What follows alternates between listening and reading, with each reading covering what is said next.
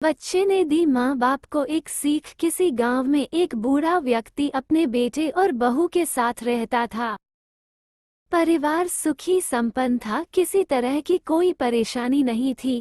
बूढ़ा बाप जो किसी समय अच्छा खासा नौजवान था, आज बुढ़ापे से हार गया था। चलते समय लड़खड़ाता था, लाठी की जरूरत पड़ने लगी, चेहरा झुर्रियों से भर चुका था। बस अपना जीवन किसी तरह व्यतीत कर रहा था। घर में एक चीज अच्छी थी कि शाम को खाना खाते समय पूरा परिवार एक साथ टेबल पर बैठकर खाना खाता था।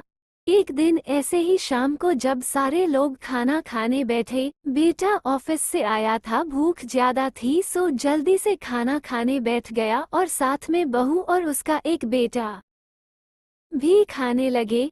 बूढ़े हाथ जैसे ही थाली उठाने को हुए, थाली हाथ से छिटक गई, थोड़ी दाल टेबल पे गिर गई।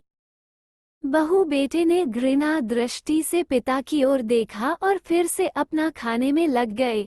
बूढ़े पिता ने जैसे ही अपने हिलते हाथों से खाना खाना शुरू किया तो खाना कभी कपड़ों पे गिरता, कभी जमीन पर। बहू चिढ़ते हुए कहा, हे राम, कितनी गंदी तरह से खाते हैं, मन करता है इनकी थाली किसी अलग कोने में लगवा देते हैं। बेटे ने भी ऐसे सिर हिलाया जैसे पत्नी की बात से सहमत हो। उनका बेटा ये सब मासूमियत से देख रहा था।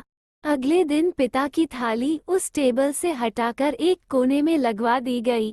पिता की दबदबाती आंखें सब कुछ देखते हुए भी कुछ बोल नहीं पा रही थी।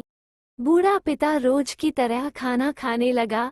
खाना कभी इधर गिरता, कभी उधर। छोटा बच्चा अपना खाना छोड़कर लगातार अपने दादा की तरफ देख रहा था। माँ ने पूछा, क्या हुआ बेटे, तुम दादाजी की तरफ क्या देख रहे हो और खाना क्यों नहीं खा रहे? बच्चा बड़ी मासूमियत से बोला, माँ मैं सीख रहा हूँ कि वृद्धों के साथ कैसा व्यवहार करना चाहिए।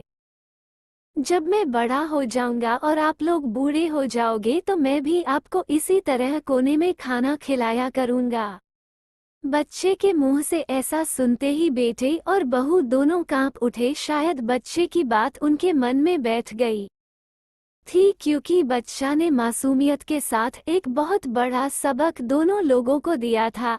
बेटे ने जल्दी से आगे बढ़कर पिता को उठाया और वापस टेबल पे खाने के लिए बिठाया और बहू भी भागकर पानी का गिलास लेकर आई कि पिताजी को कोई तकलीफ ना हो।